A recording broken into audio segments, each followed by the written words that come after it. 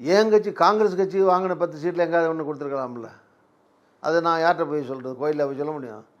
எங்கள்கிட்ட தான் சொல்லணும். உங்கள்ட்ட தான் சொல்ல விட்டாங்க இல்லையா?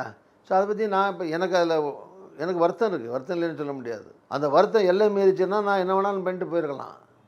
பட் அது நான் வந்து அடங்கிக்கிட்டு சரி பரவாயில்ல அப்படி தான் இருக்கேன் இல்லையா? அதை வந்து இப்போ எனக்கு என்ன எனக்கு ஒரு நீதியோ அநீதியோ பண்ண வேண்டியது என்னுடைய தலைமை. அதே மாதிரி அந்த கட்சியும் ஒரு கட்சியினுடைய தலைவருங்கிறவரில் பெரும்பாலும் எல்லா தலைவர்களும் ஜெயலலிதா ஒன்ஸ் அப்படின்னா பண்ணிட்டாங்கிறதுனால ஒரு சம்பவம் நடந்துச்சுங்கிறதுனால ஜெயலலிதாவுக்கு மாற்று கருத்து உள்ளவங்களையெல்லாம் அங்கே நின்றவங்களையெல்லாம் தோக்கடிச்சாங்கன்னு சொல்ல முடியாது. அதே மாதிரி திமுகவிலையும் சில பேர் மேலே வருத்தம் இருக்கலாம். வருத்தம் இருக்கிறதுனால அவங்க நின்னாங்கன்னா அவங்கள தோக்கடிச்சிடுவாங்க அப்படின்னு சொல்ல முடியாது. இப்போ உதாரணமாக போன தடவை கரூரில் வந்து ஜோதிமணி வந்து உள்ளூர் மந்திரிக்கும் அவங்களுக்கும் பிரச்சனை இருந்துச்சு. உண்ணாவிரதம்லாம் இருந்து ஆர்ப்பாட்டம் இருந்து பெரிய பிரச்சனைலாம் நடந்தது. இப்போ ஜோதிமணிக்கு சீட்டு முதல்ல இருக்கா இல்லையாலாம் நடந்தது. கடைசியில் சீட்டு அறிவித்த பிறகு ஜோதிமணி ஜெயிக்க தானே வச்சாங்க, தோக்கடிக்க வச்சதாங்க. இப்போ திமுக மீது அங்கே ஜெயிக்க முடியுமா? காங்கிரஸ் திமுக இல்லாமல் காங்கிரஸ் மட்டும் ஜெயிச்சிருக்க முடியாத.